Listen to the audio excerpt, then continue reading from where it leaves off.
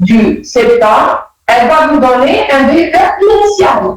Et puis, quand elle descend, l'activité électrique, elle va dépolariser la région apicale et les parois libres, aussi bien antérieures du ventricule gauche que du ventricule droit. Il va y avoir une annulation des forces, parce que le ventricule gauche, vous savez qu'il est plus épais que le ventricule droit. C'est vrai qu'il y a des forces qui vont aller dans les deux sens, mais il va y avoir une annulation des forces. De telle sorte que la force qui va résulter, la résultante, elle va être penchée de la gauche. Et puis, vous avez la terminaison des régions basales, aussi bien la droite et la gauche. Ça donne un vecteur, bien sûr, dominant, soit à droite, soit à gauche, et c'est ce qu'on appelle le vecteur généralement de la gauche, et c'est le vecteur terminal. Donc, c'est pour cette raison qu'on a dit que le QRS constitue trois composants. C'est pas vraiment ces trois vecteurs, vecteur initial, vecteur moyen et vecteur terminal. On a vu la dernière fois qu'un QRS normal, c'est un QRS qui est là. Dans la durée, il ne dépassera pas les homosomoniques, c'est-à-dire ne dépassera pas les deux petits carreaux. Pourquoi? Parce que le ventricule droit et le ventricule gauche sont surmis en même temps, c'est-à-dire qu'on gagne du temps. Donc, vous, chez un sujet normal, vous avez une onde de P dont la durée ne dépasse pas 2 petits carreaux et demi, dont l'amplitude ne dépassera pas les 2 petits carreaux et demi. L'intervalle PR ne dépassera pas les 5 carreaux, il varie entre 3 à 5 carreaux. Le QRS, sa durée, elle ne dépassera pas les 2 petits carreaux. Vous avez un segment ST qui est isoélectrique et vous avez une onde de P qui suit le QRS, c'est-à-dire la onde P sur la dérivation, elle est négative. Le QRS, il est négatif. Et l'onde P, elle est négative. Là, l'onde P, elle est positive. Le QRS, il est positif. Et l'onde P, elle est positive. C'est ça l'électrocardiogramme normal en général. Et un électrocardiogramme, c'est très simple. Pour voir les choses plus simples et plus claires. Vous avez étudié seulement 3 dimensions et 2 segments. Vous avez l'onde P, le QRS et l'onde P, et vous avez l'intervalle P et le segment ST. L'intervalle P, le segment, ça c'est le segment SPR. Mais ça c'est l'intervalle PR. Il faut différencier entre le segment. Le segment, c'est la partie isoélectrique entre l'onde P et le QRS. Et ça s'appelle le segment PR. L'intervalle PR, par contre, c'est la partie qui commence avec le début de l'onde P. C'est-à-dire le milieu de l'onde P. Depuis le début de l'onde P jusqu'au début de QRS, ça s'appelle l'intervalle PR. Le segment PR, c'est un segment. C'est un segment par définition. C'est comme le segment LC. Et ce segment-là, il est isoélectrique. Et ce segment-là, c'est le segment qui est compris entre l'onde P, de la fin de l'onde P jusqu'au début de QR. Ce que vous devez également apprendre, que chez un sujet normal, le rythme, il est sinusal. Ça veut dire sinusal. Ça veut dire que chaque fois, l'impulsion, elle sort du sinusal, elle descend dans les oreilles, elle descend dans les ventricules et elle disparaît. C'est ce qu'on a vu la dernière fois, c'est ce qu'on appelle l'aide émotive pendant quelques millièmes de secondes. L'activité électrique, elle ne se pérenise pas, elle disparaît. Elle prend l'essence seulement au niveau du nœud sinusal. C'est le nœud sinusal qui donne l'essence, puis donne renaissance. C'est comme s'il y a quelque chose qui se répète dans le nœud sinusal. C'est comme s'il y a un phénomène de réentrée qui se répète dans le nœud sinusal. Par contre, toutes les autres structures, elles sont là pour accepter ce qui lui donne le nœud sinusal, et puis le regarder, c'est-à-dire, elle va se dépolariser, puis repolariser, et pour avoir un autre cycle, il faut que le nœud sinusal reproduise encore 2 fois. C'est ça ce qu'on appelle le rythme sinusal. Alors, maintenant, vous connaissez le QRS, le PQRSC normal, et puis le rythme et les sinusales. On va maintenant vers notre cours d'aujourd'hui. Le cours, ça porte sur certaines pathologies. On ne va pas voir tout, mais on va voir les plus importants. Si le rythme sinusal, c'est le rythme normal. Si jamais il n'y a pas de rythme sinusal, on dit que c'est pathologique. Quand est-ce qu'on n'a pas un rythme sinusal? Il arrive parfois que dans les oreillettes, il y a une anarchie totale. C'est les oreillettes, l'oreillette droite et l'oreillette gauche. Ça, c'est le nœud sinusal. Ça, c'est les anneaux fibreux. Ça, c'est les ventricules. Ça, c'est le nœud de Kawara, le nœud ventriculaire, le plus sonoris, la bande droite et la bande gauche, avec ces deux éléments. Il arrive parfois que, au lieu d'avoir une onde d'activation qui descend comme ça, comme on a vu la dernière fois, ça descend par les voies internodales, la cristalline terminalis postérieure, le faisceau de Blackman vers la région de l'oreillette gauche, et puis vous aurez une certaine origination de l'activation pour donner une onde de P. Il arrive que ce n'est pas le cas. Il arrive que les deux oreillettes sont complètement bouleversées. Et ce même bouleversement-là va donner plusieurs circuits à l'intérieur des organes. Voici. C'est comme ça que vous avez des circuits, ou des micro-circuits. Il y a plusieurs endroits qui sont en train de s'activer en même temps. Il n'y a pas une hiérarchie, mais plutôt il y a une anarchie. Cette anarchie, est-ce qu'elle va aboutir? On n'aura plus cette entrée sinusale.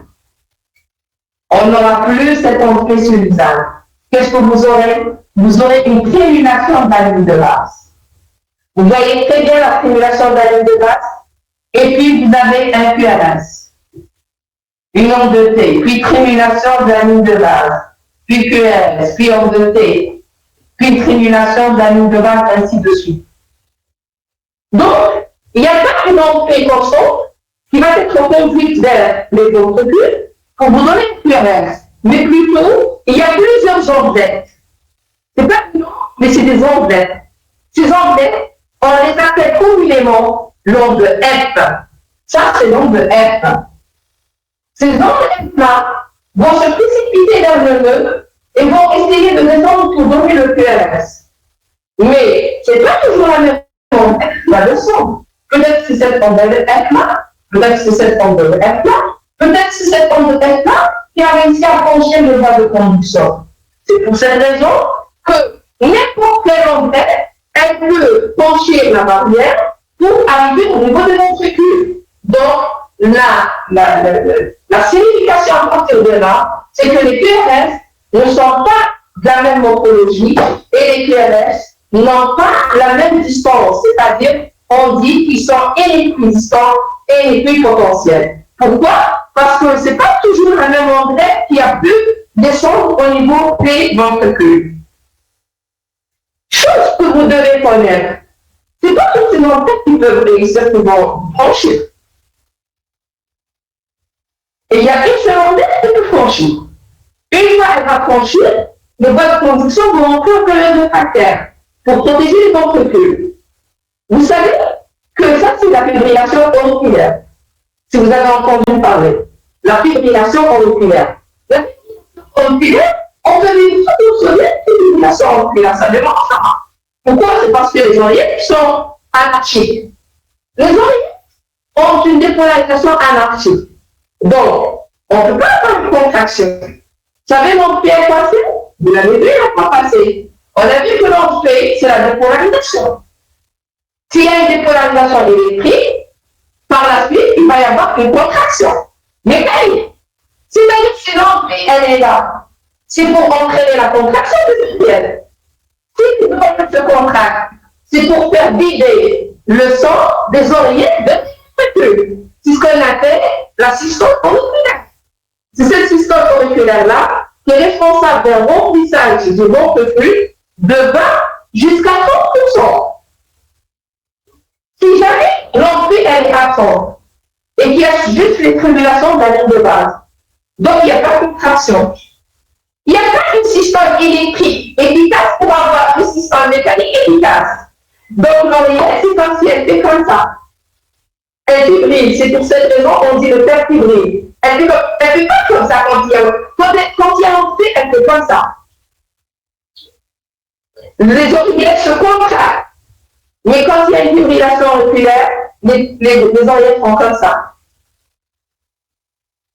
Et si les oreillettes font comme ça, il n'y a pas de contraction des oreillettes. Donc il n'y aura pas de remplissage actif comme dans l'hémodynamique. Et donc le malade, il va perdre pratiquement 20 à 30% de son débit cardiaque. Mais il restera vivant. Ça n'empêche pas la vie. Ça donne une petite dyspnée, ça donne des palpitations, ça donne une fatigue, mais le malade, il est toujours vivant. Si jamais cette fibrillation auriculaire, elle trouve le moyen de descendre vers le ventricule. Et toutes les oreilles seront transmises. Il y aura une fibrillation ventriculaire. La fibrillation ventriculaire, c'est le synonyme de la mort. Ça veut dire que les ventricules, quand on a une PRS normale, les ventricules, ils vont se contracter comme ça pour pomper le sang vers la haute et vers la vertébrale. Mais quand il y a une fibrillation ventriculaire, les ventricules vont faire comme ça. Et il n'y aura pas de contraction efficace. Et c'est le synonyme de la mort. Donc, on peut vivre toute notre vie avec une fibrillation auriculaire, mais on ne peut pas vivre quelques secondes avec une fibrillation ventriculaire. La fibrillation ventriculaire, c'est la cause la plus fréquente de mort subie chez les gens, chez la population humaine. C'est la cause de mort subie. Quelqu'un vous dit, il est décédé subitement. C'est la plupart du temps, c'est la fibrillation ventriculaire qui a entraîné le décès de cette personne.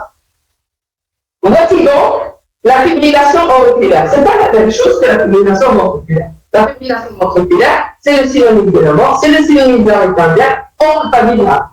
Donc, si vous prenez l'électrocardiogramme et vous n'arriverez pas à identifier l'entrée, et vous allez trouver une fibrillation de la ligne de base, comme je viens de dessiner ici.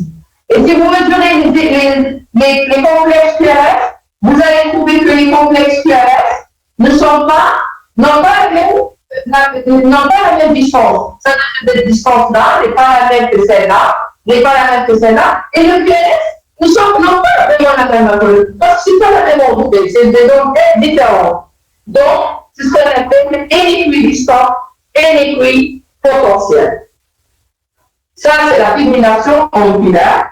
N'importe quel médecin, même généraliste, normalement, il doit faire le diagnostic de la fibrillation auriculaire. Pourquoi? Parce que quand le malade est en fibrillation auriculaire, ça veut dire qu'il n'y a pas de contraction auriculaire. Ça veut dire que le sang peut stagner dans les oreillettes. Et s'il va stagner dans les oreillettes, il risque de faire des accidents thromboemboliques.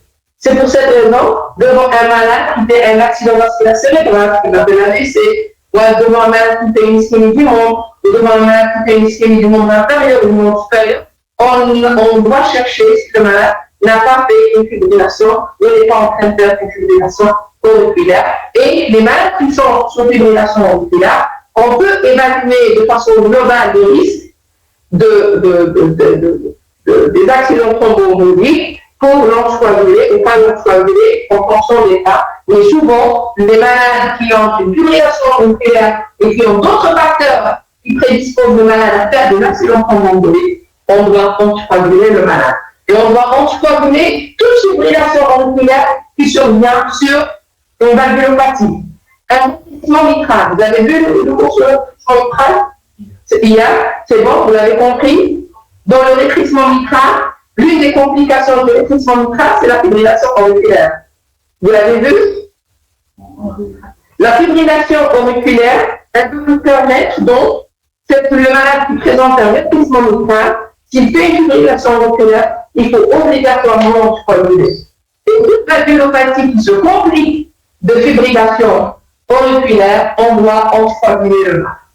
C'est clair? Et on doit anticoaguler le malade. S'il n'y a pas de valvulopathie, et s'il y a un score qu'on appelle le CHAS-VASC2, c'est un score qui nous permet, si le malade, par exemple, il est hypertendu, il est âgé, il est diabétique, il a fait déjà des antécédents d'accidents thromboemboliques, il faut l'anticoaguler. Donc, voici donc la fibrillation auriculaire. Et je pense qu'hier, vous avez vu la valvulopathie qui donne par excellence la fibrillation auriculaire.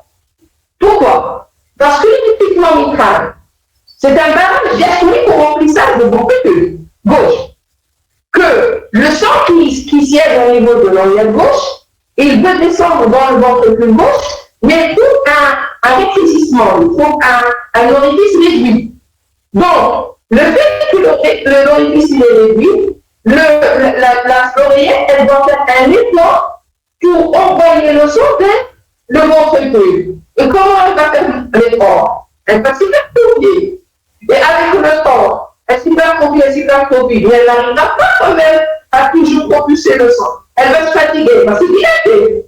Et si ta structure devient malade, elle est hypertrophiée et elle est dilatée, et bien, son électrophysiologie va être modifiée et elle va faire le terrain pour le développement de la fibrillation auriculaire. C'est clair?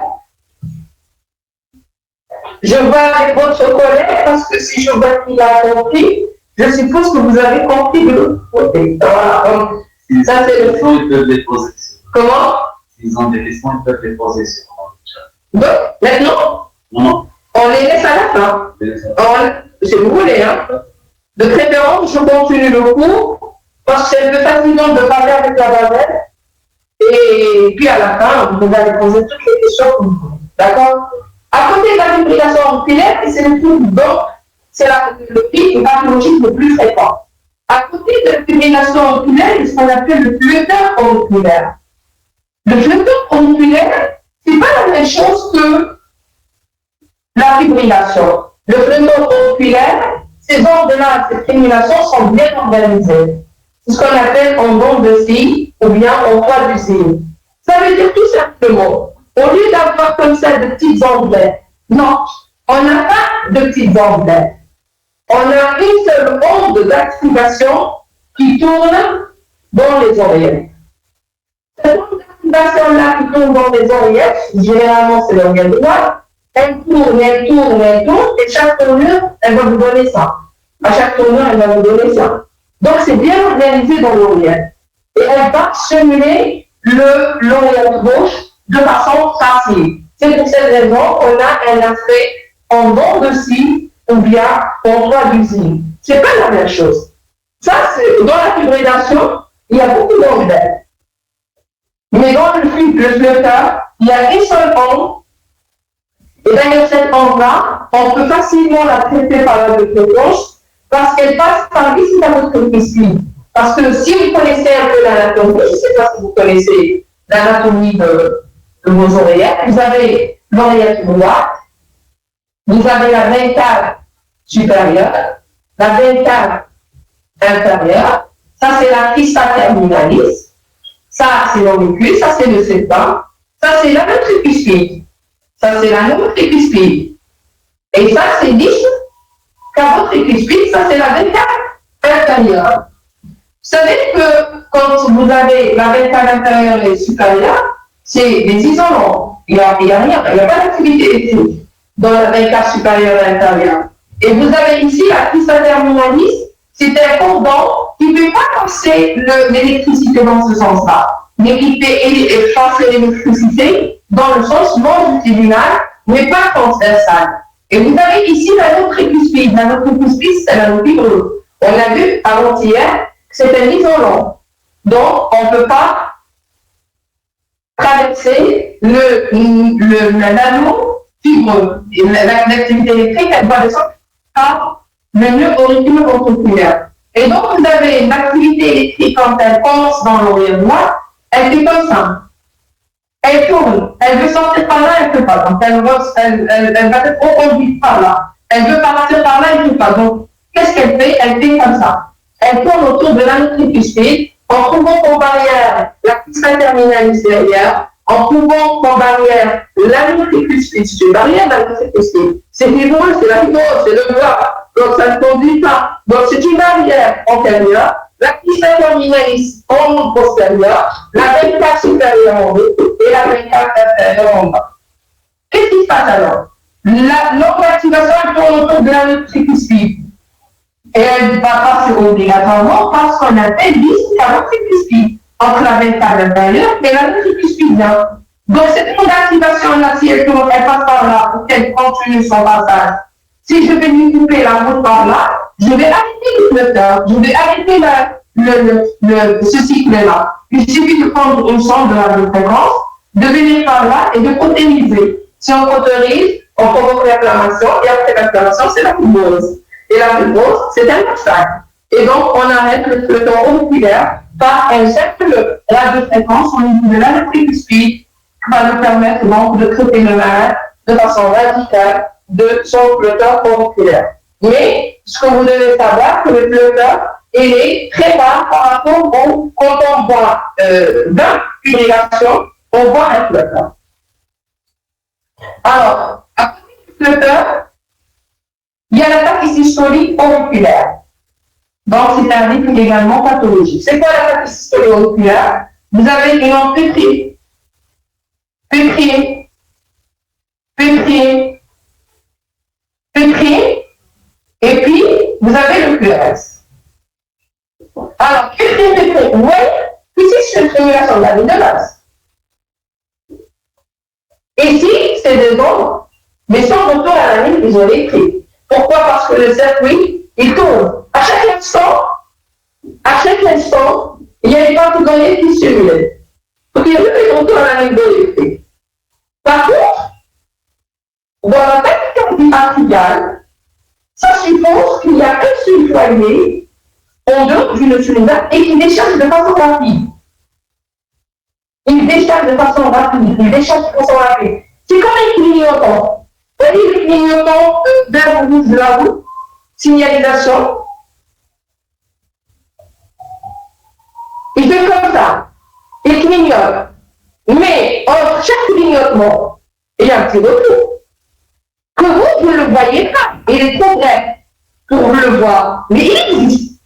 C'est pour cette raison que les ondes pétriques sont séparées par un petit segment isoélectrique. Pourquoi? Parce que l'activation, il y a un petit repos. Même s'il est vrai, mais il est là. Un autre, une autre, ainsi de suite. Et c'est pour cette raison qu'il y a pétrier, avec entre les pétriers, il y a un retour à la ligne de l'électrique. C'est-à-dire que le foyer, il décharge une salle. Même s'il décharge en fréquence, mais il décharge une salle. Et quand les pétriers qui vont traverser le ventriculaire pour donner le cœur. Parce que cette pétrine-là, quand elle traverse, supposons que c'est celle-là qui a traversé pour donner le cœur. Ou peut-être c'est celle-là, on ne sait pas. Mais l'essentiel, il y a une qui a traversé, les voies de conduction vont rentrer en fait le voie de conduction ne va pas dans les autres pétés. C'est juste parce que le nœud auriculaire et les voies de conduction sortent de leur période pour accepter de recevoir une autre pété. Sinon, la tachycardie atriale, elle va devenir tachycardie ventriculaire. Mais le malade, il ne peut pas développer la tachycardie ventriculaire.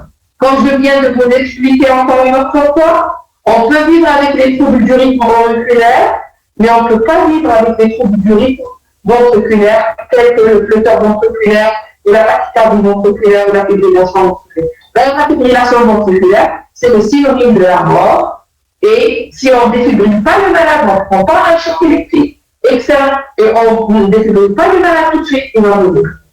Est-ce que vous saisissez? Est-ce que tu as saisi? Ça, tu as saisi. Si y avait déjà, tu peux me dire si je dois répéter quelque chose avant d'entamer la discussion par la suite.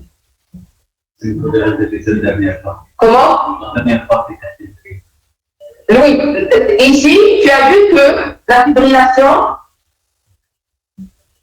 l'onde périnéale, vous avez une activité hormoneuse.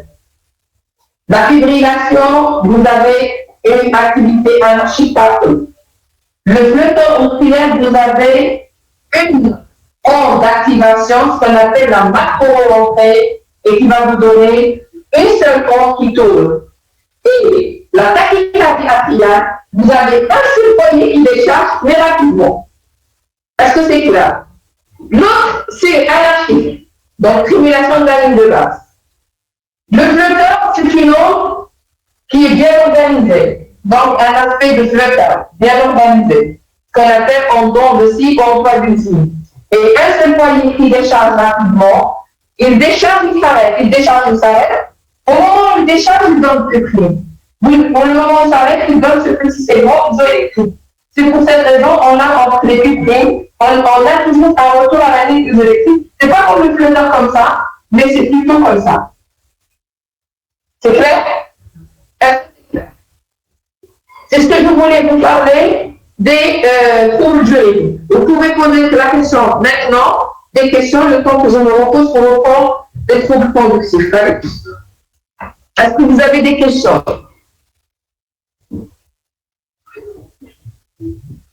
Je n'ai pas compris comment on peut arrêter l'onde du flotteur. L'onde de flotteur, on a dit que c'est une onde d'activation. On a vu la dernière fois, je pense qu'on a vu des choses, les notions de base, que l'activité électrique, elle ne peut survivre que dans un tissu vivant. Et l'activité électrique, si elle va rencontrer le bois, elle va s'arrêter. C'est le principe. L'activité électrique, on a besoin d'une action, c'est vrai, mais on a besoin surtout d'une réaction. L'onde de flotteur, elle passe dans un tissu vivant. Elle tourne dans un tissu vivant. Tout est tout. Elle survit. Elle est là. Quand elle trouve une cellule à dépolariser, elle va la dépolariser. Quand elle trouve une cellule à dépolariser, elle est vivante. L'activité électrique, elle est vivante. Si elle va dépolariser toutes les cellules et elle ne trouve plus rien à dépolariser, elle va disparaître. Cette activité électrique, elle circule dans un tissu où les cellules, vous savez pourquoi l'onde d'activation, elle progresse? L'onde d'activation, elle est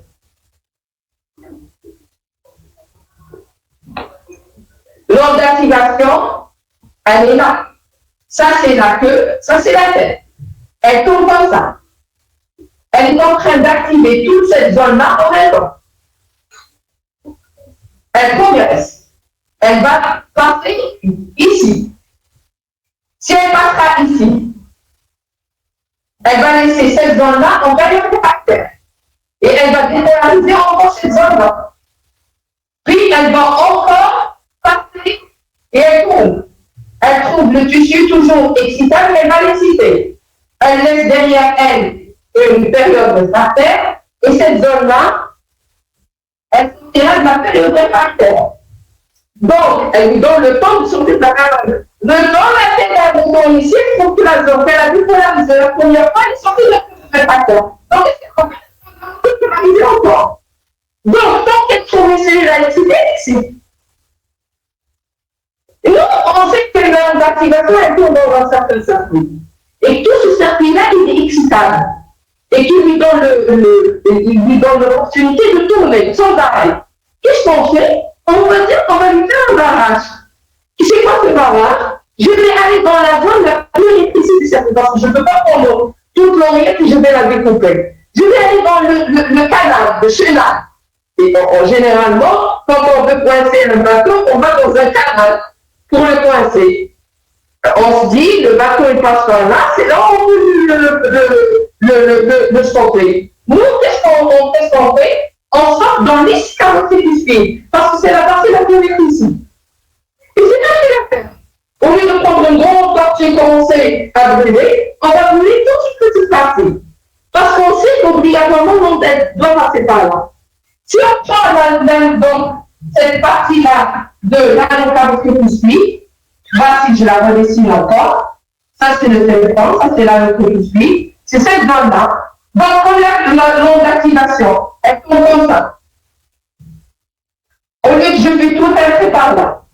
Au lieu de tout un trait par là. Je fais juste un trait par là. Je fais mon barrage dans l'escaloté du speed. Et l'onde, quand elle veut tourner, pourra pas tourner parce que j'ai brûlé, j'ai provoqué une inflammation. Et puis l'inflammation, c'est la fibrose.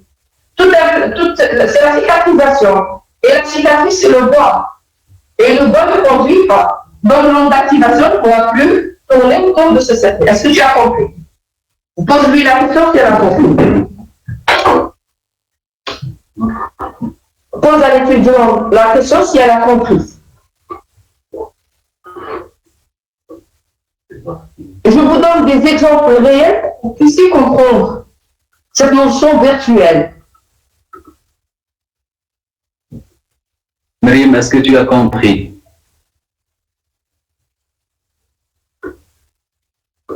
Oui, elle a bien compris. Elle a compris? Parfait.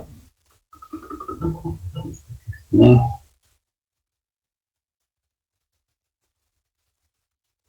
C'est quoi la différence? Elle a dit non.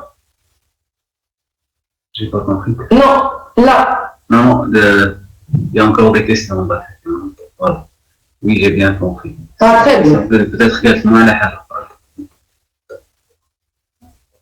Donc, c'est quoi la différence entre macro et micro réentrée? La réentrée, c'est un phénomène, comme je viens donc de l'expliquer, qui a une onde d'activation qui tourne et qui tourne. Ça, c'est une réentrée.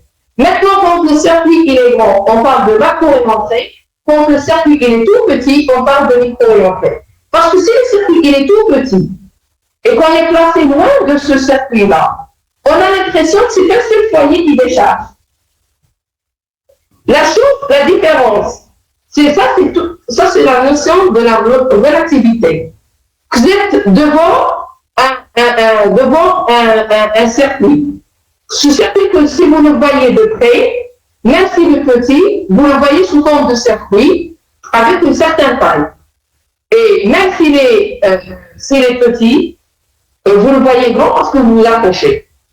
Maintenant, ce circuit-là, s'il est trop loin de vous, vous allez le voir comme petit, comme un seul poids. Et la chose quand vous la voyez comme un seul poids, c'est comme si pour vous, c'est une micro-réentrée. Quand on s'approche de la chose, ça devient une macro-réentrée. Et quand on s'éloigne de la chose, ça devient une micro-réentrée. Mais ça reste une pathologie. C'est ça ce qu'on va voir quand on va le cours sur les troubles du rythme. Et les anti-arythmiques, je vais vous expliquer encore mieux comment ça démarre la macro-réentrée et la micro-réentrée. Je pense que j'ai répondu à sa question.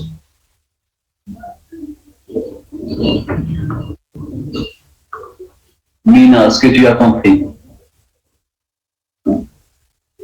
Oui, elle a bien compris. Parfait.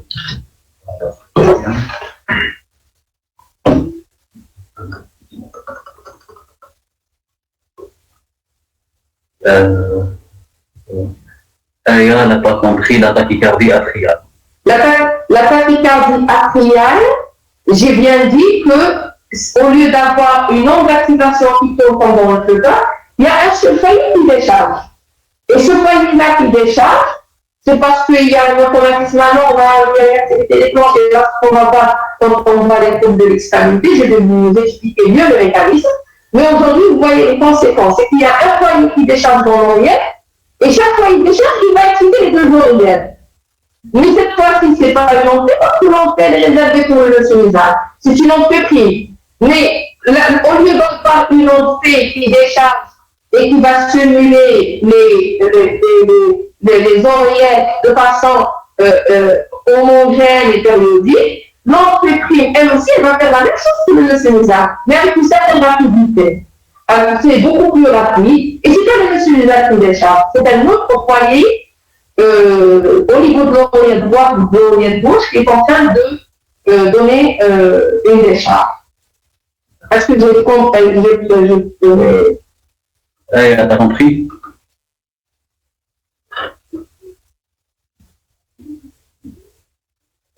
Alors, oui, elle a bien compris.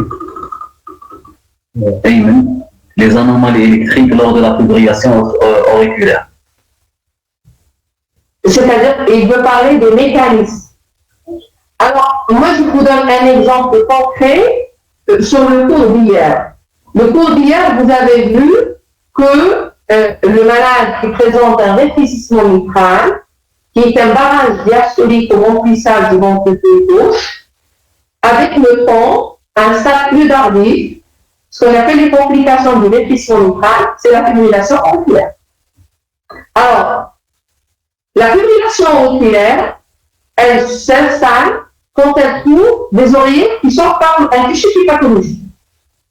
Un toucher pathologique, ça veut dire que les cellules sont pathologiques. Et si la cellule, elle est malade, ça veut dire que son électrophysiologie est malade. Ça veut dire que c'est plus le potentiel d'action que vous connaissez avec la phase 0, 1, 2, 3 et 4. Ça veut dire tout simplement que le potentiel d'action, il est anarchique. La conduction de ce potentiel d'action, elle est anarchique. Et la transmission dans les oreillettes, elle est également anarchique. Alors, hier, vous avez vu le rétrécissement mitral. Le rétrécissement mitral, c'est un barrage diastolique au remplissage du ventricule gauche. Ça veut dire que l'oreillette gauche, pour remplir le ventricule gauche au moment de l'interstole, il y a un passage du sang, c'est ce qu'on appelle le remplissage passif. Dans un premier temps, il y a le sang qui va passer de l'oreillette gauche vers le ventricule gauche de façon passive. Une fois qu'il y a une égalité de pression entre l'oreillette gauche et le ventricule gauche, l'oreillette gauche, elle doit se contracter pour envoyer le sang vers le ventricule gauche, et c'est ce qu'on appelle le remplissage actif. C'est ce que vous avez vu avec moi l'année dernière en faisant l'hémodynamique cardiaque. Maintenant, pourquoi l'oreillette gauche, elle se contracte? Parce qu'il y a une dépolarisation, et il y a une dépolarisation électrique qui s'appelle l'onde P. Donc, l'onde P, elle vient, c'est la systole électrique, c'est ce qu'on appelle électrique, c'est la dépolarisation électrique, ou autrement dit, la systole électrique. Une fois qu'il y a une systole électrique, il va y avoir une systole mécanique. Hier, on a dit qu'on ne peut jamais avoir la mécanique si on n'a pas l'activité électrique. Il faut avoir d'abord l'activité électrique pour avoir l'activité mécanique. L'onde P, elle est là, elle stimule les oreillettes. D'ailleurs, le segment PR, il sert à quoi? Il sert à donner le temps aux oreillettes pour se contracter avant que l'excitation n'arrive au niveau du ventricule. Et bien, de ce temps-là, l'oreillette, elle se contracte. À l'état normal, elle se contracte normalement, ce n'est pas un barrage. Elle ne fait pas beaucoup d'efforts. Mais quand elle trouve un barrage, elle est obligée de faire un effort. Mais comment on fait l'effort? C'est comme quelqu'un qui veut faire un effort, qui développe des muscles. C'est la musculature. Eh bien, il va confier cette oreillette gauche. Cette oreillette gauche, déjà, quand elle commence à s'hypertrophier, elle devient malade.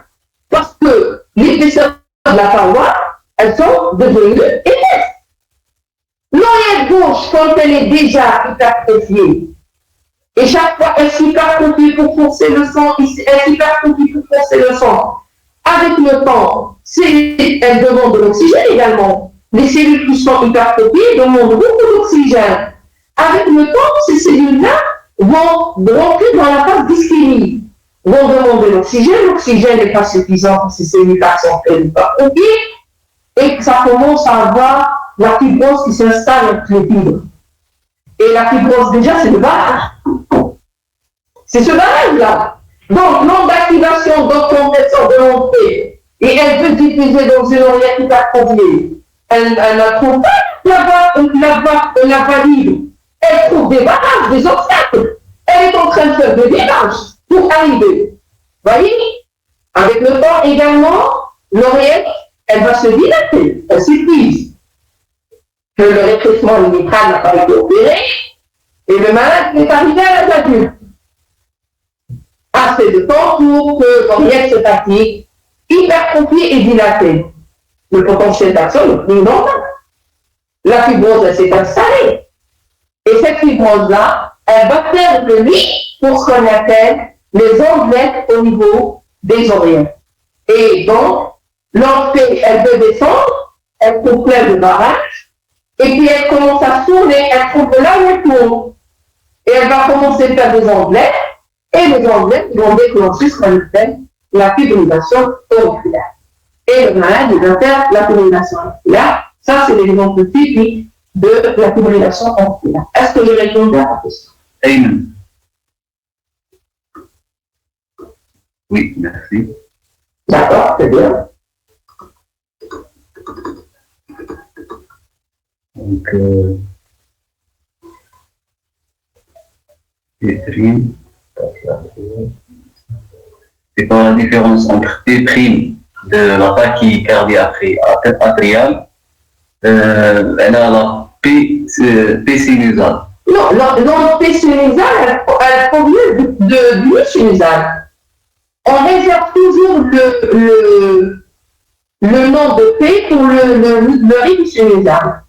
Autre que le rythme sinusal, on ne parle plus de P. Vous pouvez appeler la tachycardie, les ondes de la tachycardie atriale, vous pouvez les appeler T, vous pouvez les appeler P', P second, P tiers, mais pas P. P, on la réserve pour le rythme qui sort du sinusal.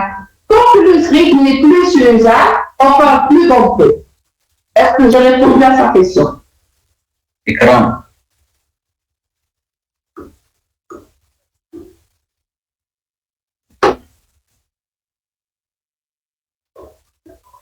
Oui, merci. Alors, qu'est-ce qu'elle a dit? Oui, merci. Très bien. Donc, elle a compris. Je pense qu'on passe. Il y a encore des questions. Mais on ne peut pas passer toute la journée.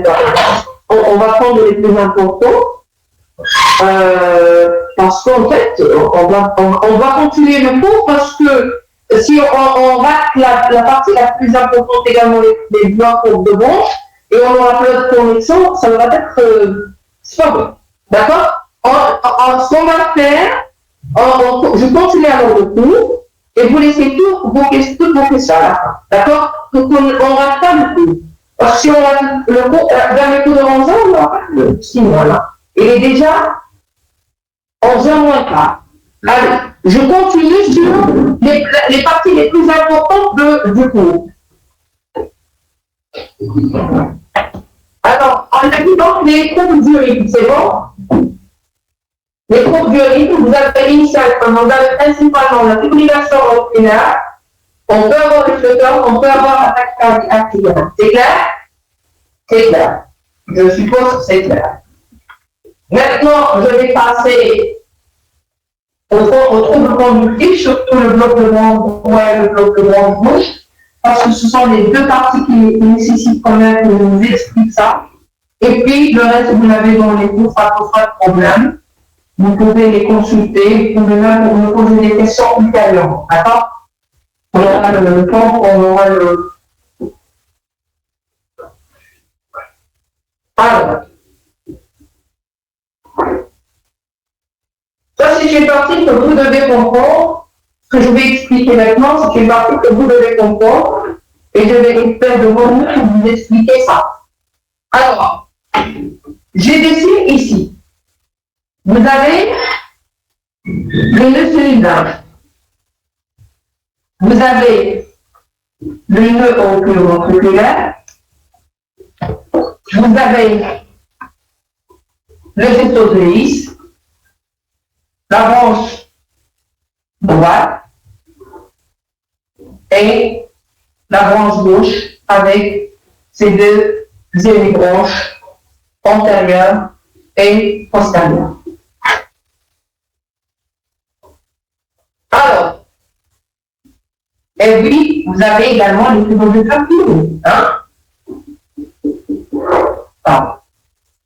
Et ça, c'est le sinusal, le nœud auriculoventriculaire, le faisceau de His, la branche droite et la branche gauche. D'habitude, chez un sujet normal, l'activité est sorte du sinusal, elle va se ramasser ici. On a dit hier, avant-hier, que là, c'est des anneaux fibreux. C'est l'anneau tricuspidien et l'anneau du crâne, c'est des anneaux fibreux, c'est de la fibrose. Ils ne conduisent pas l'activité électrique. Donc, l'activité électrique, pour descendre au niveau des ventricules, elle doit obligatoirement arriver au niveau du nœud auriculoventriculaire. Puis du nœud auriculoventriculaire vers le faisceau de His, la branche droite et la branche gauche en même temps. La branche gauche, le faisceau de His, il est situé dans la partie gauche du septum. Ça, c'est le septum. La partie septale gauche, c'est là où siège le faisceau de His. Et puis vous avez la branche droite, je redessine ça. Vous avez le septum.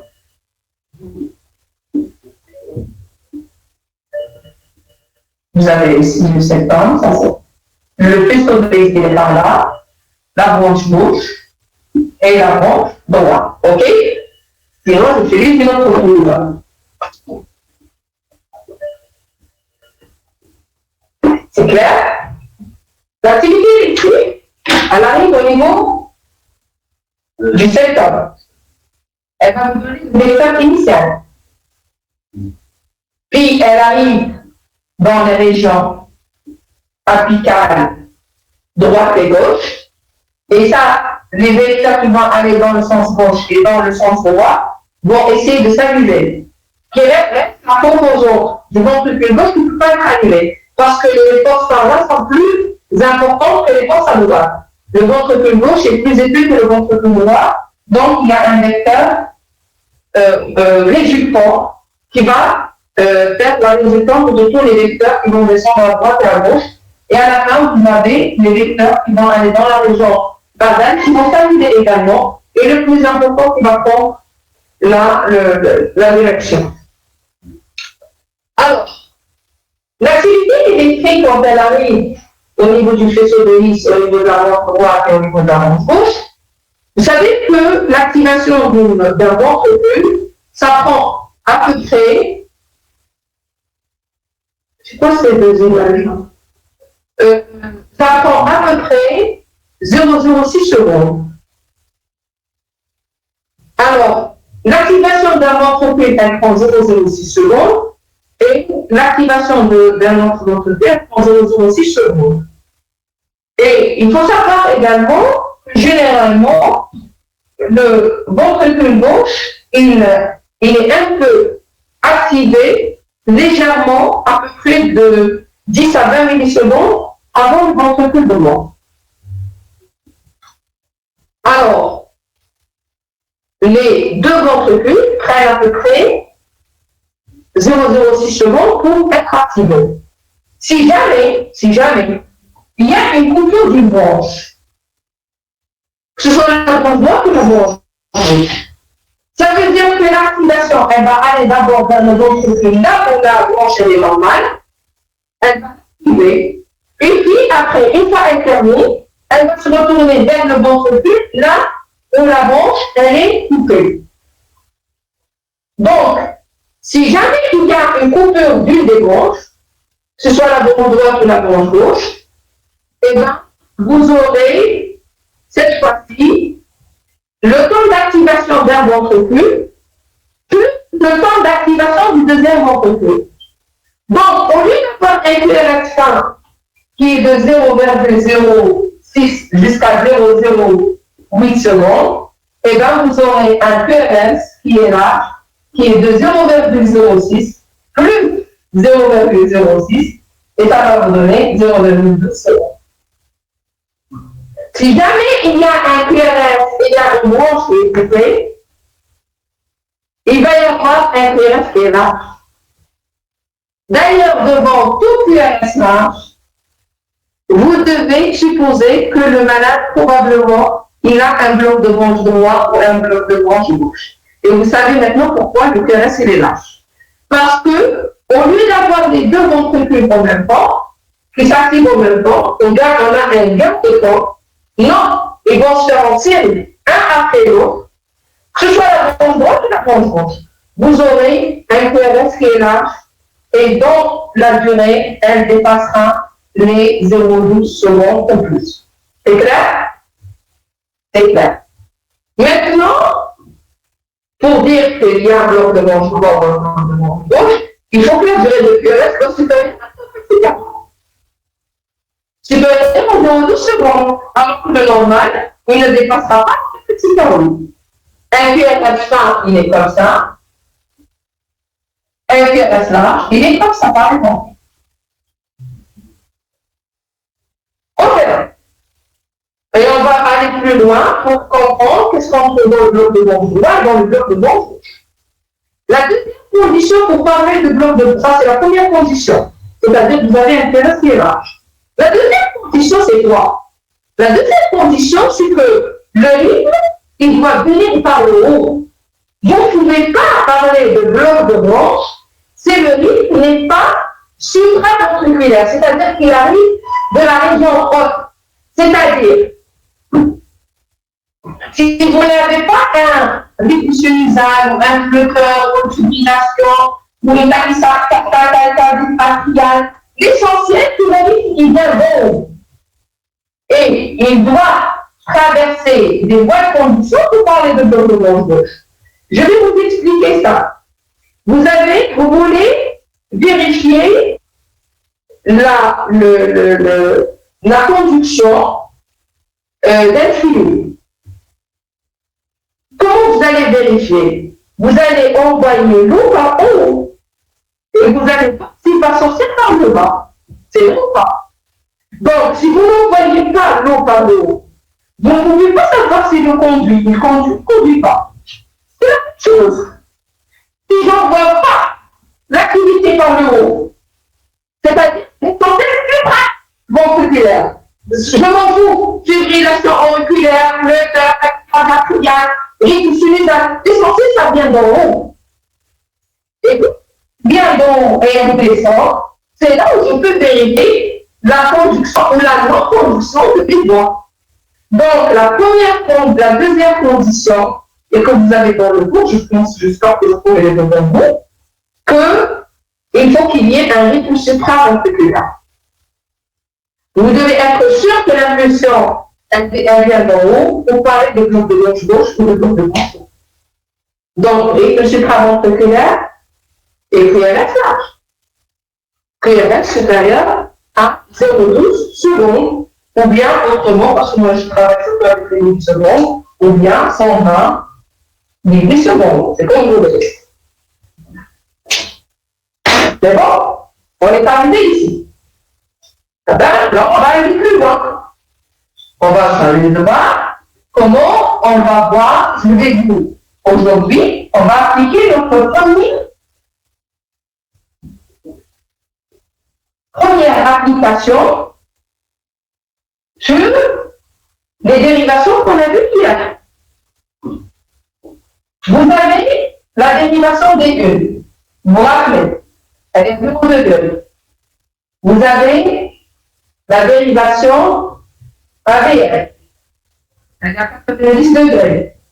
Vous avez la dérivation D2. Elle est à 60 degrés.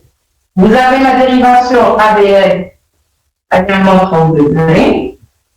Et vous avez la dérivation ABR à également 150 degrés. Et vous avez le D3, la dérivation D3 qui est à 120 degrés. Maintenant, pour les blocs de branche gauche, il suffit, et puis vous avez les dérivations précordiales. Vous avez la dérivation B1, la dérivation B2, B3, B4, B5 et B6. Ça c'est à droite, ça c'est à gauche. B5 et B6 sont à gauche. Hein? Voilà. Maintenant, je dessine le cœur ici. Vous avez le nœud sinusal, le nœud auriculaire, le faisceau de His, la branche droite et la branche gauche. Je suppose que c'est la branche droite maintenant qui est coupée. Si la branche droite est coupée, le premier vecteur initial qui va traverser le faisceau de His et aller vers la droite, est-ce qu'il sera perturbé? Ça va perturber. Ça va perturber. Le vecteur initial qui passe dans le faisceau de His pour dépolariser le secteur, il n'est pas touché par la branche droite. Et il passe par la branche gauche. Il est comme ça. Il arrivera au niveau de la branche gauche pour dépolariser le secteur. Il n'a pas été perturbé. Donc, le premier vecteur, il va de la gauche vers la droite. De la gauche vers la droite. Si moi je suis à gauche, je vois en D1. Comment je vais voir ce vecteur-là? Il vient vers moi, il me suit. C'est un vecteur qui part de la gauche vers la droite. Moi je suis à gauche. est-ce qu'il vient vers moi ou je suis? Il me suit. Très bien, il me suit. Je suis en D1, il me suit. Donc, en D1, vous avez la première déflexion, elle est négative. Il me suit. Je suis en B1. Et ce vecteur-là, il passe de la gauche vers la droite. Il va vers B1, il suit B1. Il va vers B1. Donc, si vous prenez V1, vous allez enregistrer une petite parenthèse. C'est une positivité. Tout ce qui vient vers vous, on l'enregistre en étant une positivité. Tout ce qui nous suit, on l'enregistre comme une négativité. C'est clair ou pas? Je prends en gamme V6. C'est clair? Je suis en V6. V6, c'est la gauche. Ce vecteur-là, il suit V6 ou il va vers V6. Il suit V6. V6, elle est à gauche. Le vecteur, il va de la gauche vers la droite. Donc, il suit V6. Donc, je vais enregistrer une négativité. Vous êtes en train de me suivre. Donc, le vecteur initial, comprenez bien, dans le bloc de branche droit, le vecteur initial n'a pas été perturbé. Est-ce qu'il a été perturbé? Non, il n'a pas été perturbé. Continuons notre parcours. L'activité électrique, elle va arriver au niveau de la région apicale du ventricule gauche. Mais vous savez que la région apicale du ventricule droit, elle est à côté, ce sont des voisins. Donc, cette zone-là, elle est activée en quelque sorte juste par le fait qu'elles sont l'une à côté de l'autre. Donc, le vecteur moyen, en quelque sorte, il se dirige, c'est vrai, même dans le cas normal, il se dirige vers la gauche. Mais la région apicale du ventricule droit, elle n'est pas vraiment perturbée. Pourquoi? Parce qu'elle utilise l'électricité de la partie voisine. Donc, le vecteur moyen n'est pas perturbé. Le vecteur moyen qui se dirige vers le bas et vers la gauche n'est pas perturbé. Donc, si moi je suis en position D1 qui est à gauche, le vecteur moyen, est-ce qu'il vient vers moi ou il me suit? Il vient vers moi. Il se dirige vers la gauche. Il vient vers la gauche. Donc, et tout ce qui vient vers moi, il est positif. Donc, j'ai une grande déflexion positive. C'est vrai ou pas? Maintenant, si je suis en B1, le vecteur moyen, il se dirige vers la gauche, alors que le B1, il est à droite. Il me suit.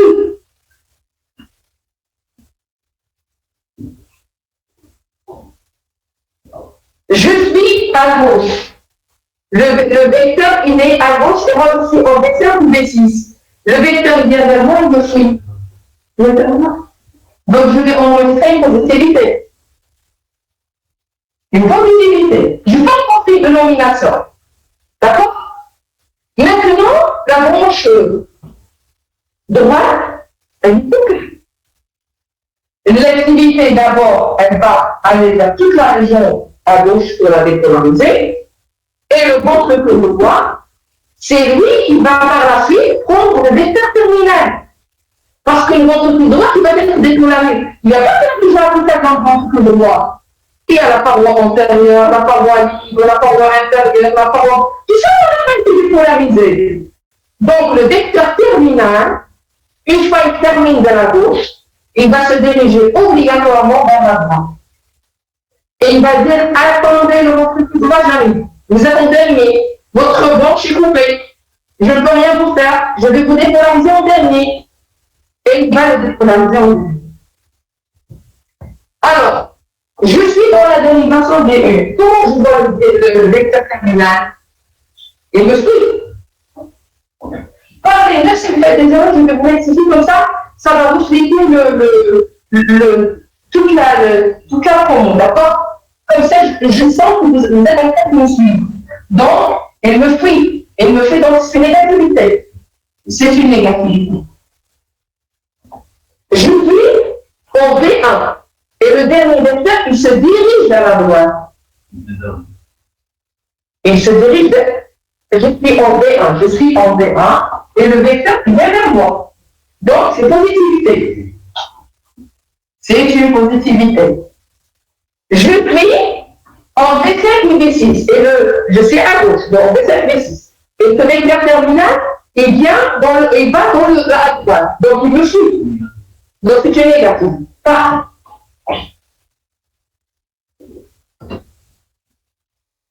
définition, on appelle la première déflexion négative Q.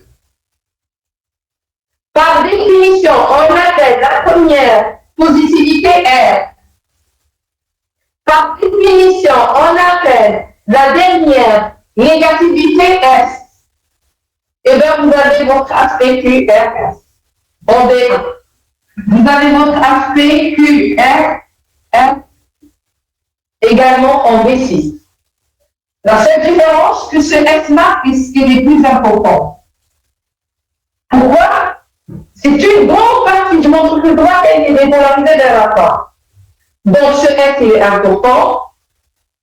Et la durée de QRS, elle est, au lieu qu'elle soit 2 petits carreaux, elle est supérieure à 3 petits carreaux, donc supérieure à 0,12 secondes. On fait 1. La première déflexion positive, on l'appelle la première déflexion positive. Tout ce qui est positif, et pour la première fois, on l'appelle. Tout ce qui est positif ou négatif, et pour la première fois, on l'appelle. Et tout ce qui est positif, négatif, pour la deuxième fois, on l'appelle S. On l'appelle S. Vous voyez qu'ici, la première déflexion positive, c'est R. La première déflexion négative, non. Elle est précédée par une positivité. Elle n'était pas la première. D'accord? Tout ce qui est précédé par une positivité, je lui donne le nom de S. Si jamais j'ai une seule négativité qui n'est pas précédée par une positivité, et peut-être c'est la dernière. Pourquoi pas S? Donc, comment on peut savoir? On va l'appeler QS. Si jamais vous avez une seule négativité et elle n'est pas précédée par une autre, par une positivité, on va l'appeler tout simplement QS. Je ne sais pas si c'est la première ou la dernière. Quand je lui donne le nom de QS. C'est clair. Maintenant, elle est précédée par une autre, donc c'est S. Maintenant, j'ai une deuxième positivité. Et bien, la deuxième positivité, quand elle survient, et on n'a pas touché d'abord une deuxième positivité, on l'appelle tout simplement R'. On lui rajoute R'. Si jamais vous avez une deuxième croissance, vous devrez rajouter tiers, etc. D'accord? Donc, la deuxième déflexion positive, on l'appelle R'. Donc, tout simplement, si vous avez un bloc de bronze, vous avez premièrement un rythme supraventriculaire. C'est la première exigence. La durée de QRS, elle dépasse les 3 petits carreaux, c'est-à-dire supérieure à 0,12 secondes. Et le troisième critère, c'est que vous avez un aspect de RS, R' ou bien R' à la fin. D'accord? Et vous avez une onde S, en V1 et en V6. Vous voyez que c'est très simple. Il faut, au lieu d'aller voir dans toutes les dérivations, prenez votre dérivation V1 et V6. Et vous allez tout de suite résoudre le problème. Mon rythme est supraventriculaire, mon QRS il est là, et j'ai cet aspect-là de S en V1 ou de S en V6 et de R', parce qu'en fait, c'est que l'opposé de ça. Parce que là, vous la voyez à droite et là, vous la voyez à gauche. D'accord? C'est clair pour le bloc de manche droit. Maintenant, je vais revenir vers je vais encore redessiner, mieux, hein? Il y a un étudiant qui a pas compris. Le bloc de manche droit. la branche.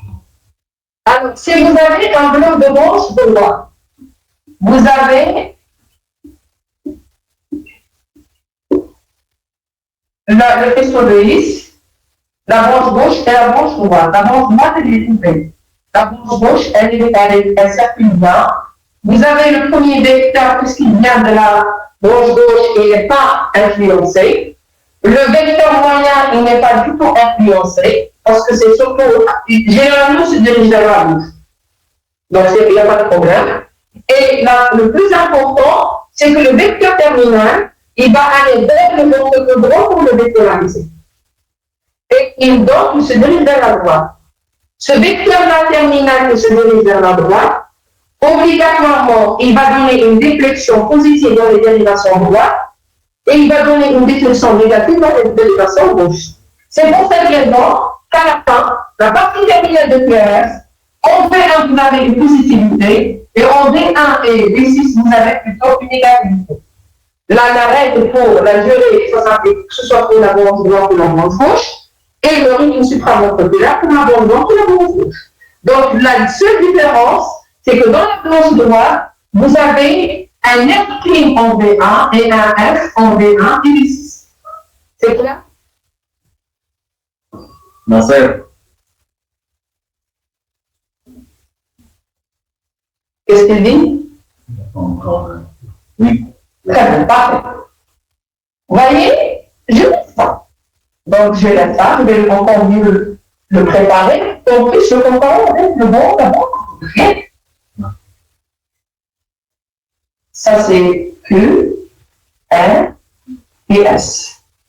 Petit R, grand S, grand R. Et vous avez petit Q, grand S, Q, R et S. C'est clair? Maintenant, je vais reprendre mon schéma, mais cette fois-ci, c'est la branche gauche qui est coupée. Voilà, donc ça, c'est le faisceau ça, c'est le faisceau de X, la branche droite, et la branche gauche. Le vecteur initial, il dépend de la branche gauche. Et vous avez généralement une dépolarisation du septum de la gauche vers la droite. Mais cette fois-ci, la branche gauche, elle est coupée. Le vecteur initial est amputé. L'activité électrique, au lieu qu'elle va vers la branche gauche pour dépolariser le septum, elle va plutôt descendre dans la branche droite. Et à partir de la branche droite, il y aura plutôt une inversion de l'activation du septum de la droite vers la gauche. Donc, le vecteur initial qu'on a l'habitude de le voir, c'était un vecteur donc, qui se dirige de la gauche vers la droite, et qui se dirige de la droite vers la gauche, avec un certain retard, de la droite vers la gauche. Donc, s'il se dirige de la droite vers la gauche, et si je suis en D1, je suis en D1 d'abord, comment? C'est une positivité, il vient vers moi, donc c'est une positivité. Donc, positivité, je donne ça, c'est une positivité, hein? Alors, donc R, je suis en V1, mais cette fois-ci, il me fuit. Il va vers la gauche, de la droite vers la gauche. Donc, en V1, c'est une négativité. Donc, c'est une négativité. On est d'accord la positivité. Je suis en V6, et il vient vers moi. Je suis à gauche, donc il vient vers moi. Donc, c'est une positivité. Vous voyez? Positivité. Le sentier, on n'a rien de négatif. L'activité électrique, elle arrive au niveau de la branche droite. Et comme je vous ai dit, que la branche droite, quand elle va dépolariser la région apicale, elle va dépolariser sa région droitée. Parce qu'elles sont l'une à côté de l'autre. Donc, la région apicale gauche, elle sera dépolarisée comme s'il n'y avait rien. Donc, le vecteur moyen, il n'a pas été perturbé. Parce que la région apicale gauche et la région apicale droite, ils sont collés.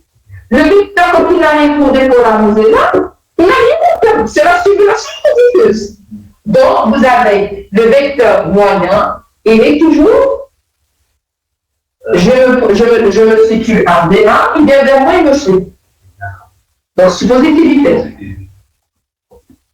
Positivité plus positivité. C'est clair? Je suis en B1.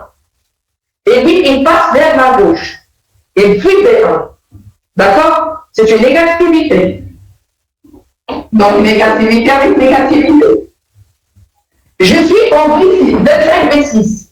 Il vient vers moi. C'est une positivité. Donc, positivité plus positivité. Jusqu'à présent, tout est positif. Les vecteurs se superposent dans la positivité. Maintenant, c'est vrai qu'il y a une activation de la partie de la droite, mais le vecteur terminal d'après vous, il se dirige où?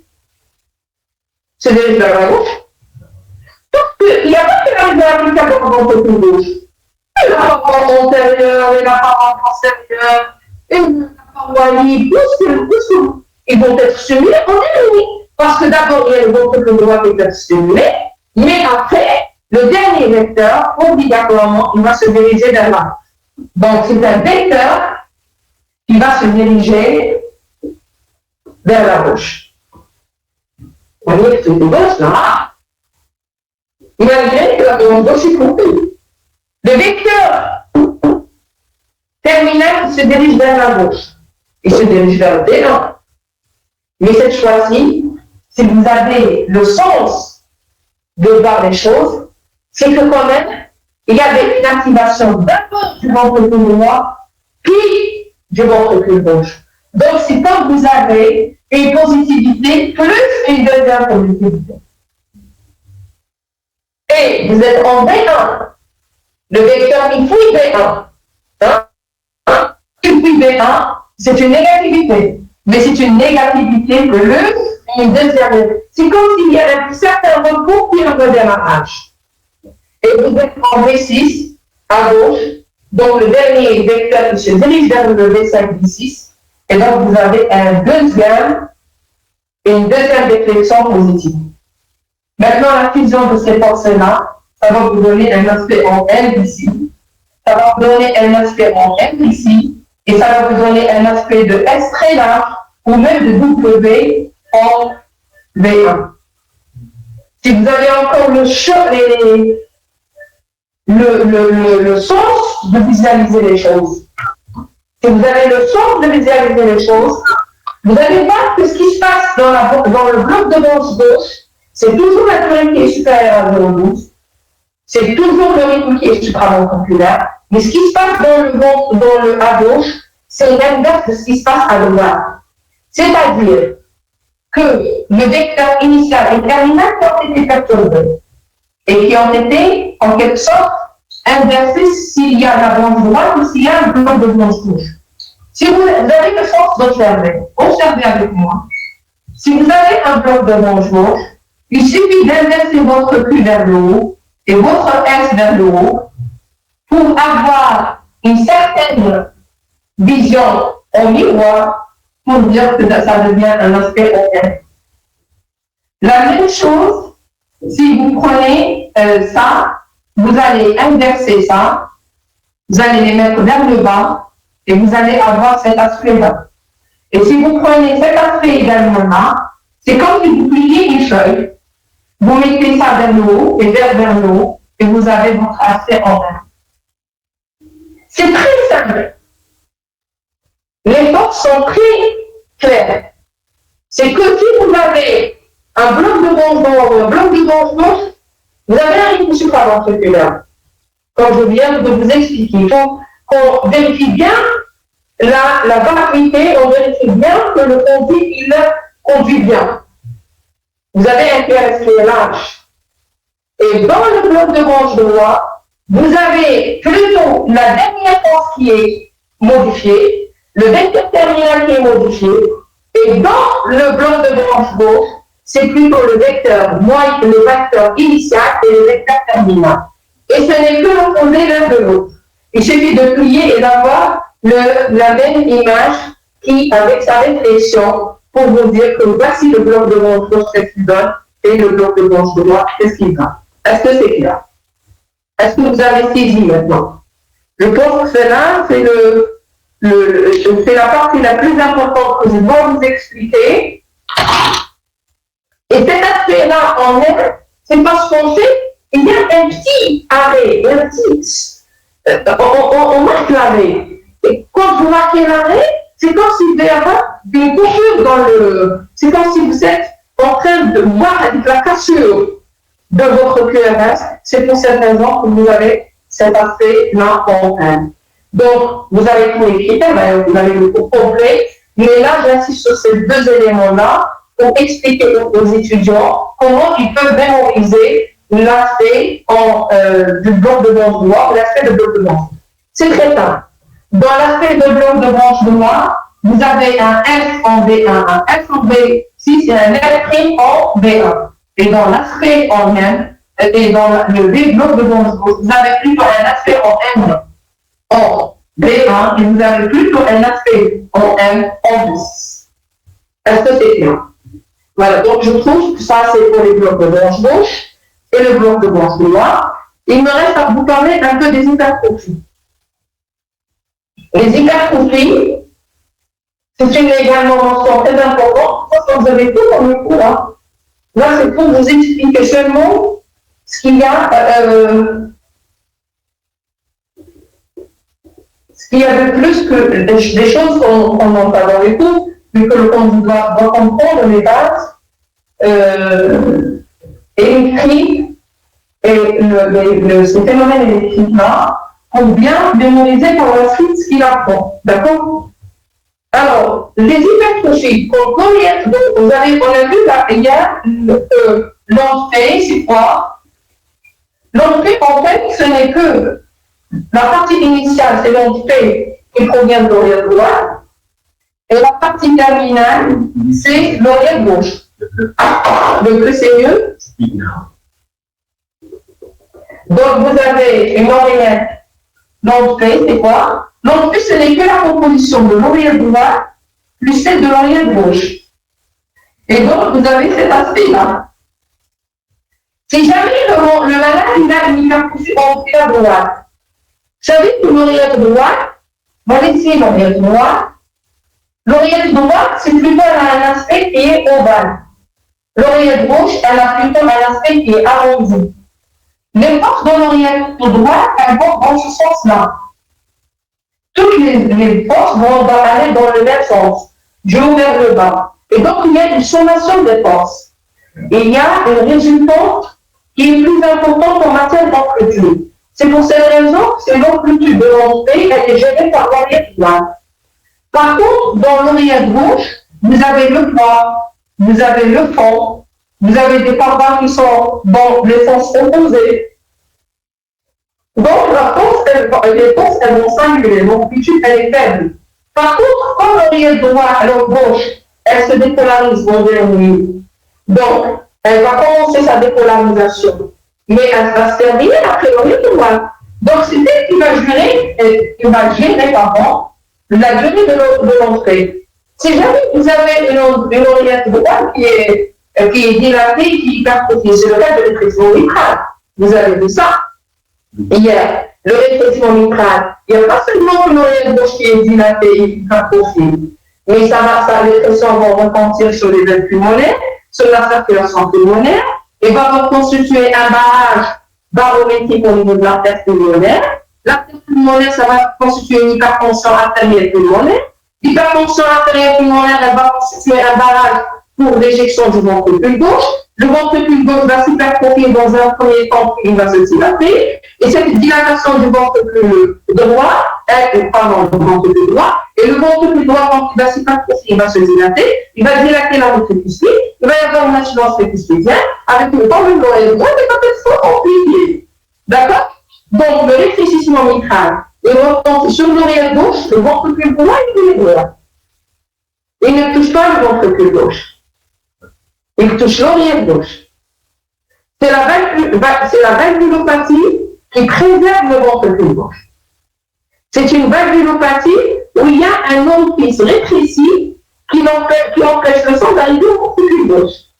Le ventricule gauche n'est pas touché par la maladie. C'est l'oreille gauche, la circulation pulmonaire, le ventricule droit et l'oreille droite. C'est pour cette raison que dans le rétrécissement mitral, et vous avez vu ça hier avec Dr. Beckel, que sur l'aspect électrique, vous allez trouver une oreillette gauche qui est dilatée, une autre qui est dilatée, non. Les signes la contraire à gauche, les signes la contraire à droite, et les signes la contraire à droite. C'est vrai ou pas? Vous vous rappelez? Très bien. Et qu'à un stade plus tardif, vous aurez une fibrillation auriculaire. Alors, quand vous avez une hypertrophie auriculaire droite, ça va prendre surtout sur l'amplitude. Et vous aurez une entrée qui est en haut. Et au lieu d'avoir un paro et demi, vous aurez plus de 3 paros, ainsi de suite. D'accord? Et si l'oreillette gauche est dilatée, la durée qui va donc être plus importante. Et vous allez, comme la durée elle est plus importante, et l'oreillette gauche elle est plus large, vous allez remarquer qu'en V1, parce qu'en V1, vous avez toujours une petite positivité puis une négativité. C'est ça l'aspect normal. Pourquoi? Parce qu'en V1, on a une projection antéro-postérieure. Parce que la partie, ça c'est antérieure, c'est l'oreillette droite, et ça c'est la partie postérieure, c'est l'oreillette gauche. Alors, si vous avez une entrée qui est large, une entrée qui est ample, vous aurez ça. Et c'est en V1. Et cet aspect-là, vous le voyez en D2, sur la dérivation D2, vous le voyez comme ça. Vous dites qu'un aspect projeté de l'entrée. Si vous avez un aspect projeté de l'entrée, ça veut dire tout simplement que vous avez une hypertrophie auriculaire gauche.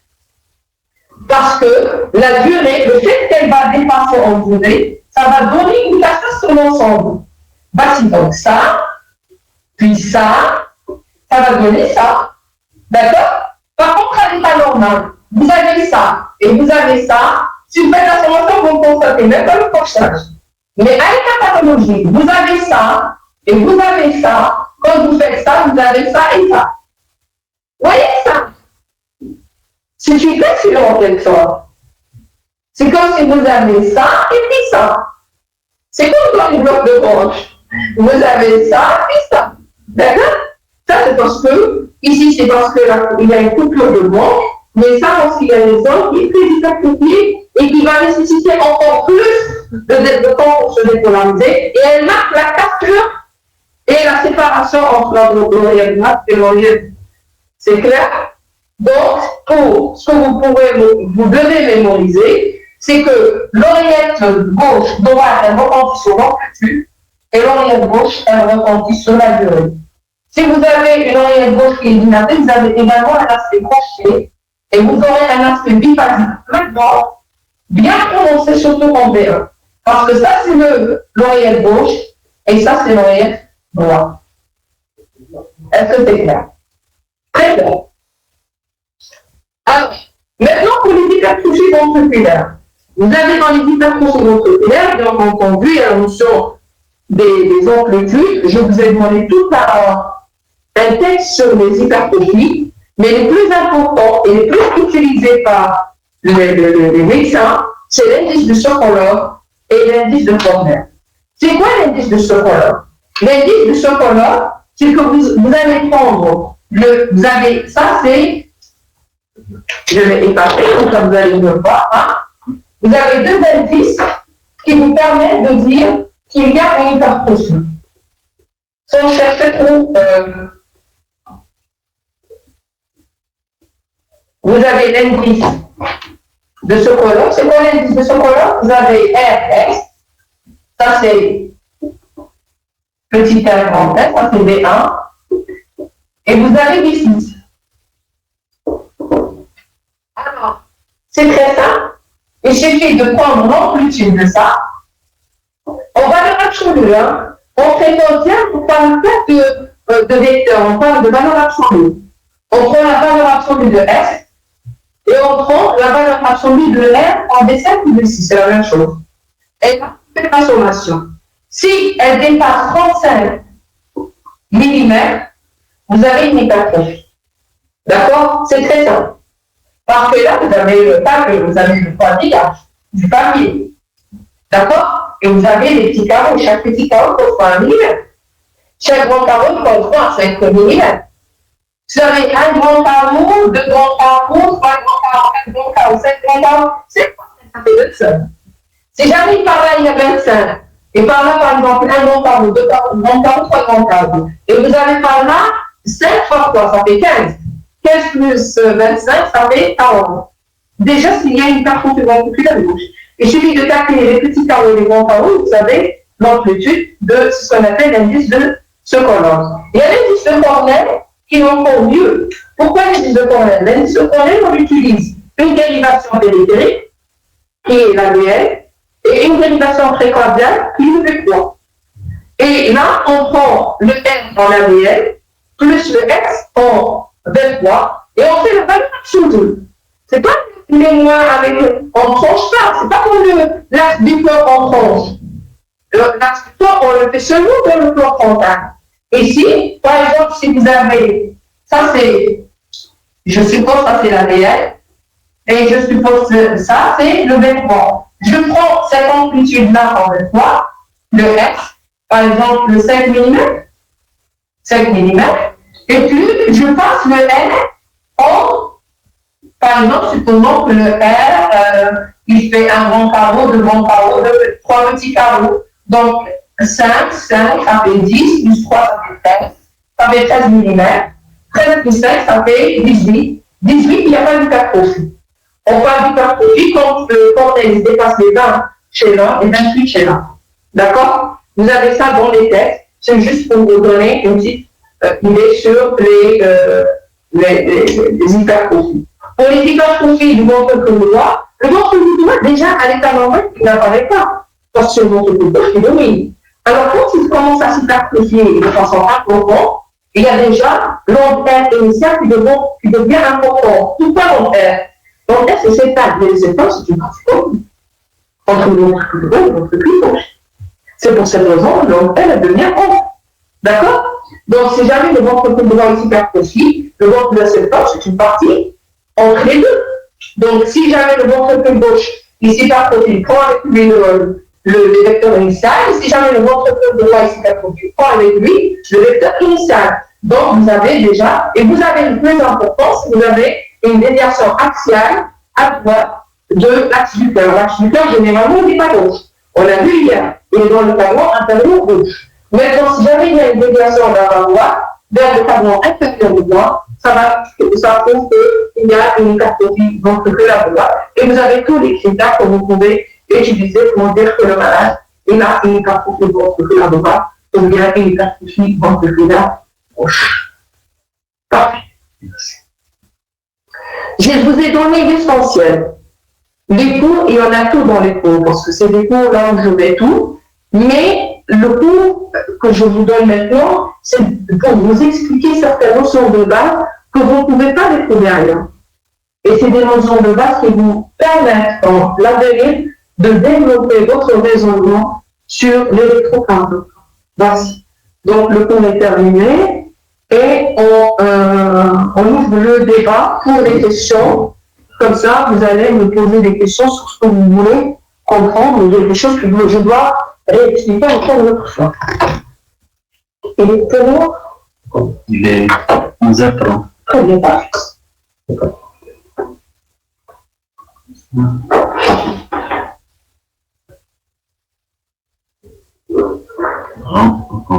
Comment ça s'appelle les questions?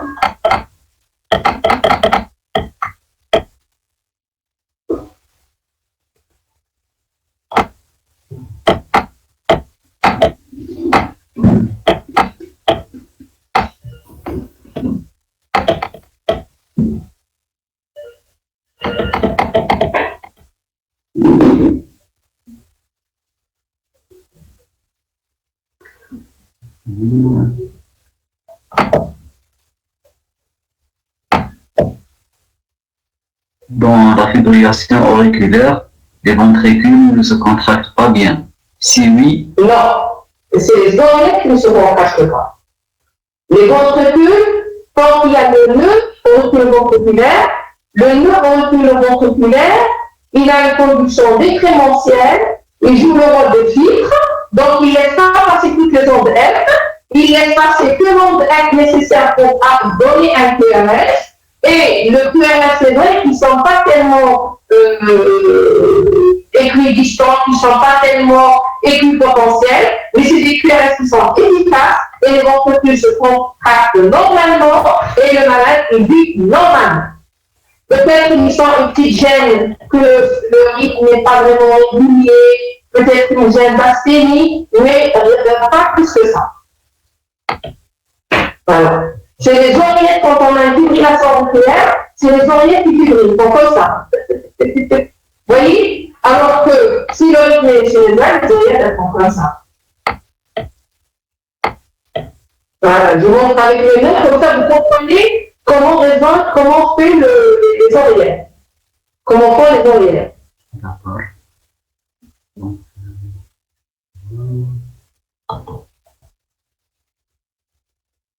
D'ailleurs, c'est quoi la cause du bloc de branche gauche et le bloc de la branche droite? Alors voilà, donc le bloc de branche gauche, on peut avoir la réponse d'ischémie, nous allons avoir une arrière aiguë. Quand la branche n'est pas bien perfusée, elle va se déposer, elle va se fibroser. Quand vous avez une cardiomyopathie, la fibrose qui s'installe dans les voies de conduction, et bien la fibrose va couper la conduction à travers la voie de conduction. S'il y a une infection, s'il y a un abcès, quelque chose qui va détruire la branche gauche, et va donner un bloc de branche gauche. Il y a même des blocs de branche gauche qui sont induits par erreur. Par exemple, quelqu'un qui veut faire de la radiofréquence, et il fait de la radiofréquence, il n'arrive pas à distinguer entre le potentiel le potentiel du faisceau de la branche gauche, il va brûler la branche gauche, pour monter un bloc de branche gauche, c'est rien.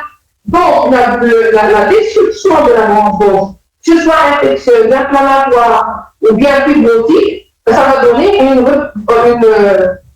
interruption de la branche gauche. La branche droite, c'est la même chose, mais chez le sujet âgé, on peut avoir un bloc de branche gauche, on peut avoir un bloc de branche droite, parce que ce sont des maladies qui développent la fibrose, ce qu'on appelle la maladie de Lemaître. Et quand on a une interruption de branche, on va tomber dans le pire, c'est le bloc de ventriculaire qu'on va avoir dans un cours séparé, quand les deux branches sont coupées.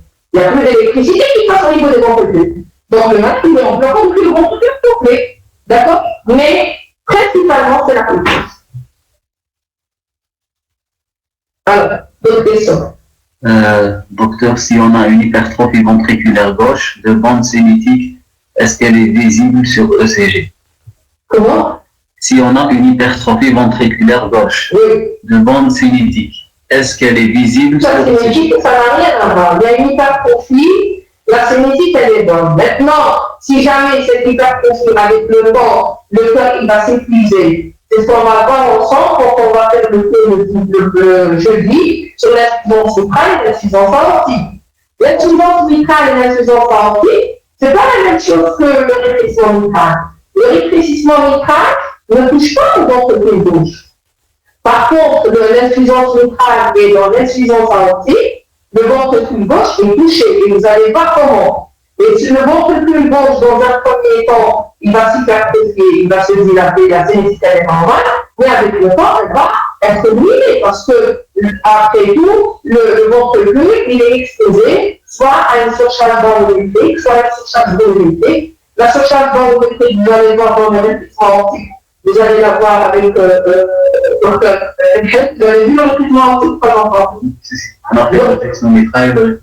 Le rétrécissement aortique, ça donne une hypertrophie ventriculaire gauche systolique. C'est vrai ou pas? Pourquoi? Parce que dans le barrage, dans le rétrécissement aortique, il y a un orifice réduit qui ne laisse pas passer le sang vers la haute. Le ventricule gauche, dans un premier temps, il est obligé de s'hypertrophier pour lutter contre ce barrage. Malheureusement, il s'hypertrophie et lutte, mais l'orifice il est réduit. Même s'il veut lutter, il ne peut pas. Il va s'hypertrophier. À la fin, il va s'épuiser, il va se dilater. Et la sénétique, elle va baisser. D'accord? Mais l'hypertrophie, on la voit toujours sur, quelle que soit la sénétique, on la voit toujours sur l'électrocardiogramme. D'accord? Il y a deux choses qui peuvent donner l'hypertrophie ventriculaire systolique, c'est le rétrécissement aortique, d'une part, et l'hypertension artérielle, d'autre part, parce que l'hypertension artérielle, c'est quoi? C'est quelqu'un qui a des pressions élevées, systoliques élevées. Vous prenez, vous dites, ah monsieur, vous avez 130 de mercure. Vous avez 180, vous avez 200. Ça, c'est une pression qui règne dans l'ordre. Une pression qui règne dans l'ordre aussi élevée, c'est comme le vent. Le ventricule gauche, quand il veut envoyer le sang dans l'ordre avec une hypertension, il ne peut pas. Il trouve un barrage barométrique. Le rétrécissement aortique, c'est un barrage organique, mécanique. L'hypertension artérielle, c'est un barrage barométrique. C'est comme si le ventricule gauche, il rencontre du vent, il rencontre une hyperpression, il n'arrive pas à injecter. Donc, il doit s'hyperpresser. D'accord? Contrairement, les cours qu'on va voir le jeudi, Inch'Allah, les enfants ne vont pas porter. Dans les cours qu'on va voir surtout ce qu'on appelle les signes de surcharge, ce qu'on appelle les signes d'hypertrophie ventriculaire diastolique. C'est-à-dire que dans un premier temps, il y a le ventricule qui va se dilater.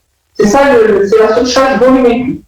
Il y a une différence entre surcharge volumétrique et surcharge barométrique. D'accord? Voilà. Mais le tout, on le voit sur les programmes.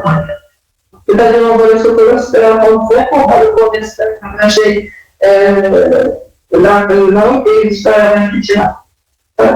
Voilà. Donc, une autre question de Ryan. Si on a sur un ECG un élargissement du QRS, oui. On doit avoir un trouble de rythme supraventriculaire. Si on a un ECG, sur un ECG un élargissement du QRS, oui. Est-ce qu'on doit avoir un trouble de rythme supraventriculaire? Pas obligatoirement. Pour dire. On peut avoir, non, pas on peut avoir un rythme sinusal. Un bloc de droite gauche avec un rythme sinusal. Vous dites que la maladie présente un rythme sinusal avec un bloc de droite gauche. D'accord? Un rythme sinusal avec un bloc de droite droit. Et puis, en fibrillation auriculaire avec un bloc de droite gauche. D'accord? Pas obligatoirement, non. Mais le rythme, si le malade, quel que soit, il doit avoir un rythme supraventriculaire, comme je vous ai expliqué tout à l'heure. D'accord. Donc, le reste des questions, c'est à qui on a fait mouche quand ça vient vers vous, ça va vers la gauche. Vous savez que on reprend un peu les notions géométriques et les notions que vous avez étudiées quand vous étiez au lycée. Vous savez que quand un signal électrique vient vers vous, il est enregistré comme étant une positivité. Et quand il s'éloigne de vous, il s'enregistre comme étant une négativité. Un vecteur qui vient vers moi, je l'enregistre comme étant une positivité. Un vecteur qui me suit, qui s'éloigne de moi, je l'enregistre comme étant une négativité. Donc, sur le tracé électrique, supposons que vous êtes des astronomes. Quelqu'un qui fait de l'astronomie, il met ce qu'il a comme matériel pour détecter s'il y a une vie dans l'espace. Il commence à dire aux gens, voici, je vois un signal qui s'approche de la Terre, je vois un signal qui s'approche de la Terre. Il va l'enregistrer comme étant une positivité. Il va dire non, ce signal il s'éloigne de la Terre, il va plus loin, il s'éloigne, et avec le temps on ne le voit plus. Il devient négatif, et on ne le voit plus. Quelque chose qui s'éloigne de vous, elle s'éloigne de vous, et quelque chose qui vient vers vous, vous l'enregistrez comme étant une positivité. Pourquoi? Parce qu'elle vient et elle grandit, elle vient grandir,